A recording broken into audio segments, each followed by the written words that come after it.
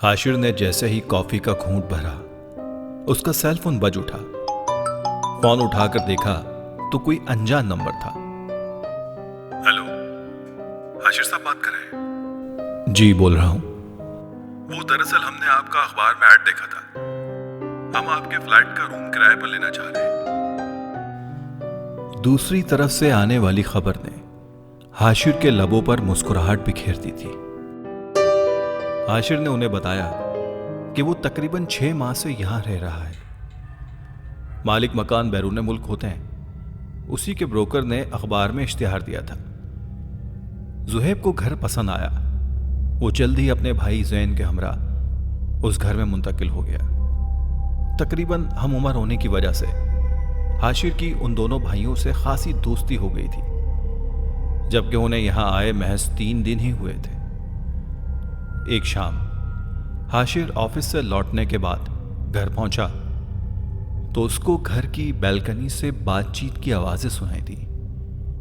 ये जो 15वीं मंजिल पर था, उसने अपने कदम बैल्कनी की तरफ बढ़ा दिए। कुछ ही देर में हाशिर भी उनके साथ गपशप में लग गया। इतने में जैन अपना फोन चार्ज पर लगाने अंदर चला गया और जुहैब भी चाय बनाने की गर्ज से किचन चल दिया। वो दोनों भाई जब लौटे तो उन्होंने जानबूझकर हाशिर को डराने का मंसूबा बनाया और इसलिए बैल्कनी का दरवाज़ा बंद कर दिया। और वो दोनों हंसने लगे और ये कहने लगे कि जब तक घबराएगा या चिल्लाएगा नहीं, तब तक हम उसे नहीं खोलेंगे। मगर हाशिर ने तो शायद ध्यान ही नहीं दिया था। वो दोनों भाई कुछ देर इंतजार करते रहे, मगर हाशिर की तरफ से कोई रद्द अमल ना पाकर दोनों ने दरवाजा खोलने का फैसला किया। और जैसे ही दरवाजा खोला तो दंग रह गए, क्योंकि हाशिर वहां मौजूद ही नहीं था। 15वीं मंजिल पर मौजूद इस बैल्कनी से आखिर वो यूं अचानक कैसे गायब हो सकता है। जैन को खदशा हुआ तो उसने फौरन बैल्कनी से नीचे झांका तो उसका यह ख्याल भी गलत साबित हुआ। दोनों भाइयों के पसीने छूट चुके थे। ये बात वाकई हैरत अंगेज थी, हाशिर का यूं पल भर में गायब हो जाना। खैर, वो दोनों बैल्कनी का दरवाजा बंद करते हुए जब हॉल में पहुंचे तो उन्हें हैरत का एक और शदीद झटका लगा। ये देखकर कि हाशिर वहां सोफे पर मौजूद था और चेहरे से खासा पुरसुकून मालूम हो रहा था। जैन और जुहैब ने एक दूसरे को देखा और कहा, हाशिर तुम यहां कैसे? मेरा मतलब है तुम तो वहां बैल्कनी। जुहैब ने हड़बड़ाते हुए बैल्कनी की तरफ इशारा करते हुए पूछा तो हाशिर के होंठों पर एक गहरी मुस्कुराहट फैल गई। दिमाग ठीक है ना तुम लोगों का? मैं तो बस अभी ऑफिस से आया हूं, वो बेफिक्री से बोला। वैसे आइडिया अच्छा है, चलो सब बैठकर बैल्कनी में चाय पीते हैं। जुहैब ये बोलते हुए बैल्कनी की तरफ बढ़ गया तो जैन भी इसके पीछे चलने लगा। जुहैब चाय बना रहा था कि अचानक उसे अपने पीछे कोई आहट महसूस हुई। वो जैसे ही पलटा तो हाशिर को वहां खड़ा हुआ। इससे पहले जुहैब कोई सवाल करता, वो खुद ही बोल पड़ा, अरे यार पानी लेने आया हूं। जैसे ही दोनों बैल्कनी के दरवाजे पर पहुंचे तो हाशिर एकदम रुक गया और गुस्से से दरवाजा बंद कर दिया। जुहैब कुछ न समझ आने वाले अंदाज में उसकी तरफ देखने लगा। अचानक ही हाशिर ने एक जोरदार कहकहा लगाया और एक अजीब सी वहशत उसके चेहरे पर दिखाई दे रही थी। हाशिर दरवाजा क्यों बंद कर रहा है? जैन वहां है ना? जुहैब ने अपनी घबराहट छुपाने की कोशिश की। अभी कुछ देर पहले जब तुम दोनों ने मुझे बंद कर दिया था तब तो बड़ी हंसी आ रही थी। अब अपना भाई बंद है तो डर लग रहा है। हाशिर उसकी आंखों में झांककर अजीब से लहजे में बोला था। बिजली चली गई तो पूरे घर में बिल्कुल अंधेरा हो गया। जुहैब का हलक बुरी तरह से खुश हो चुका था। तो तुमने तो कहा था कि तुम अभी ऑफिस से आए हो, वो बामुश्किल बोला, जिस पर हाशिर जोर से हंसा और कहा, अरे यार मजाक कर रहा था। अच्छा एक काम कर, टॉर्च जला और जैन को बुला ले, अंदर बैठकर चाय पीते हैं।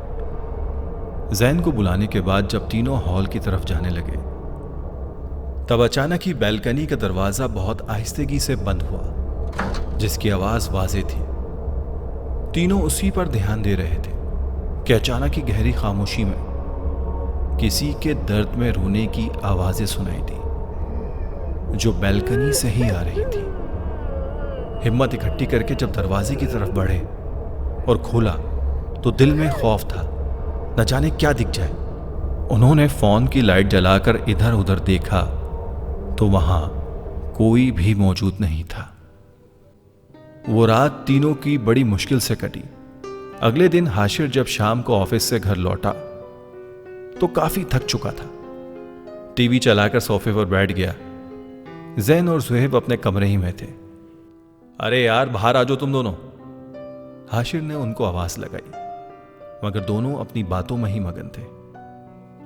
حاشر ریموٹ پکڑے بیزاری سے ٹی وی کے چینلز بدل رہا تھا کہ کہیں بھی کچھ اچھا سا دکھنے کو ملے۔ اس کو کوئی چینل پسند نہیں آیا تو وہ گانے لگا کر بیٹھ گیا اور گانے سن رہا تھا کہ اچانک سے اس کا صوفہ جھٹکے سے کسی نے بری طرح سے ہلا دیا۔ ٹی وی پر چلتا گانا بھی خود بخود بند ہو چکا تھا۔ اس نے کہا، ارے یار تنگ مت کرو، بہت تھک گیا۔ حاشر کا جملہ بیچ میں ہی رہ گیا جب اس نے دیکھا کہ اس کے پیچھے تو کوئی موجود نہیں ہے، کہ بجلی کی طرح وہاں سے کوئی سایہ بیلکنی کی طرف بھاگا ہے۔ حاشر بے اختیار چلا اٹھا، جس پر وہ دونوں بھی کمرے سے باہر آ چکے تھے۔ کیا ہوا حاشر، تو چلایا کیوں؟ تو حاشر نے اپنے ساتھ ہونے والا واقعہ ان کو بتایا، جس پر زین بولا، یار ہم تو تیرے سامنے ہی کمرے سے نکلے ہیں۔ صورتحال سنگین ہو چکی تھی۔ کچھ دیر کے لیے تینوں خاموش ہوئے۔ کسی کو بھی کچھ سمجھ نہیں آ رہا تھا کہ کیا کیا جائے۔ تو ایک کام کر، جا کر سو جا، شاید تھکاوٹ کی وجہ سے یہ سب محسوس کر رہا ہے۔ حاشر نے ہاں میں اپنی گردن ہلائی اور کمرے کی طرف چل دیا۔ کمرے میں پہنچ کر اس نے اس طرح کے واقعات انٹرنیٹ پر سرچ کرنے شروع کر دیے تو اس نے دیکھا اس طرح کے واقعات سے بچنے کے لیے ایک ویڈیو میں کسی نے اپنے سرہانے دیوار پر کیل ٹھوک دی تھی، جس کی وجہ سے اس کے ساتھ پھر کبھی کوئی ایسا واقعہ پیش نہ آیا۔ حاشر کو کچھ نہ سوجا، وہ بھی کیل اور ہتھوڑی لے آیا اور اپنے سرہانے کی دیوار پر کیل ٹھوکنے لگا۔ اسے محسوس ہوا جیسے کوئی قوت اسے اس عمل سے روک رہی ہے۔ اس کے ہاتھ میں تیزی آتی جا رہی تھی اور آخر کار وہ کیل کو ٹھوکنے میں کامیاب ہو گیا۔ اس نے ایک گہری سانس لی، کیل کا بغور جائزہ لیا اور ہاتھ دھونے باتھ روم کی طرف چلا گیا۔ اس کا دھیان ہاتھ دھونے پر تھا اور گہری خاموشی تھی، بس پانی گرنے کی آواز سنائی دے رہی تھی۔ حاشر کی نظر کے سامنے لگے آئینے پر گئی تو وہاں تھا تو اسی کا عکس، مگر اس کا چہرہ بالکل سپاٹ، اور سب سے حیرت انگیز بات یہ تھی کہ وہ کیل اس کی پیشانی میں ٹھکا ہوا تھا۔ حاشر بری طرح سے ڈر کر چلایا۔ حقیقت میں ایسا کچھ نہیں تھا، جبکہ آئینے میں حاشر کوئی بھی حرکت کرتا نہ دکھائی دیا۔ پھر اچانک حاشر کا عکس بہت بھیانک آواز میں چیخا اور آئینے میں ہزاروں دراڑیں پڑ گئیں اور تیز آواز کے ساتھ آئینہ ٹوٹ گیا اور چاروں طرف بکھر گیا۔ وہ تیزی سے باہر بھاگا اور زور زور سے چیخنے لگا۔ اس کی آواز پر کچھ ہی دیر میں زین اور زہیب بھی وہاں دوڑے چلے آئے۔ حاشر نے اپنے ساتھ پیش آنے والا واقعہ جب انہیں بتایا تو زین نے واش روم میں جا کر دیکھا تو اسے ہر چیز اپنی جگہ موجود نظر آئی۔ آئینہ بھی صحیح تھا۔ بالآخر طے یہ پایا کہ تینوں ایک ہی کمرے میں سو جاتے ہیں، اور پھر وہ تینوں ایک ہی کمرے میں لیٹ گئے۔ دن بھر کی تھکان کی وجہ سے حاشر بہت جلد ہی گہری نیند میں چلا گیا۔ اس کی آنکھ بند ہوتے ہوئے پنکھے کی آواز سے کھلی۔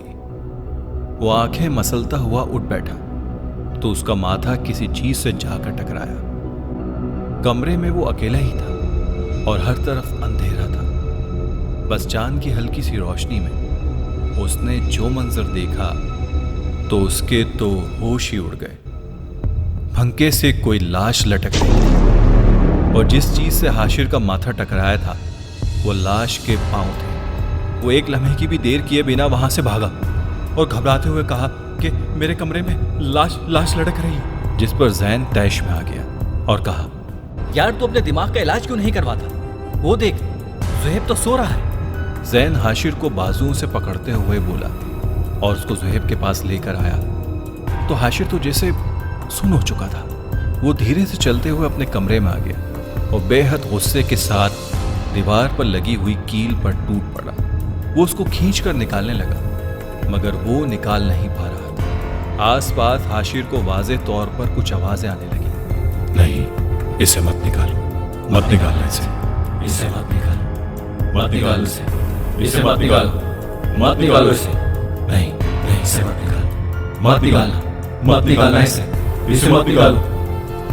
حاشر کی کوششیں بڑھتی گئیں اور اس کے ساتھ ساتھ وہ آوازیں بھی بڑھتی جا رہی تھیں. اسے مت نکالو، مت نکالو اسے، نہیں نہیں اسے مت نکالو، مت نکالنا، مت نکالنا اسے، اسے مت حاشر نکالو. اپنے ہاتھ تک زخمی کر چکا تھا مگر وہ کیل نکلنے کا نام ہی نہیں لے رہی تھی اور نہ ہی وہ آوازیں رک رہی تھیں. اسے مت نکالو. اس کے ہاتھ بری طرح سے زخمی ہو چکے تھے. وہ آخر کار تھک ہار کر اپنا سر دونوں ہاتھوں میں تھامے فرش پر بیٹھ گیا اور چیخ چیخ کر رونے لگا کہ اچانک اس کے ذہن میں خیال آیا. وہ گیا اور اپنا لیپ ٹاپ اٹھا کر لایا. اس نے لیپ ٹاپ آن کیا اور انٹرنیٹ پر سرچ کرنے لگا. جب اس نے زہیب اور زین کا نام لکھ کر ایک ساتھ سرچ کیا تو جو انکشاف ہوا اس کے تو پیروں تلے زمین نکل گئی. زہیب اور زین بھائی تو تھے مگر زین کو مرے ہوئے پورے 5 سال ہو چکے تھے. اگر وہ مر چکا ہے تو میرے ساتھ اتنے دن سے کون رہ رہا ہے؟ وہ تو زین مرا ہے، زہیب تو نہیں. وہ ان سب سوالوں کے جواب تلاش کر ہی رہا تھا تو اس کو اپنے پیچھے کوئی ہراہٹ سی محسوس ہوئی اور جب اس نے پلٹ کر دیکھا تو پولیس فائلز میں آج تک حاشر لاپتہ ہے. رپورٹس کے مطابق اس فلیٹ میں صرف 2 لڑکے ہی تھے، حاشر اور زہیب. زہیب کے خلاف کوئی ثبوت تھا ہی نہیں. کچھ عرصے بعد کمال صاحب نے اپنا فلیٹ کرائے پر چڑھانے کے لیے اخبار میں اشتہار دیا تھا اور ان کے موبائل پر کال آئی. ہیلو جی، میں زہیب بات کر رہا ہوں.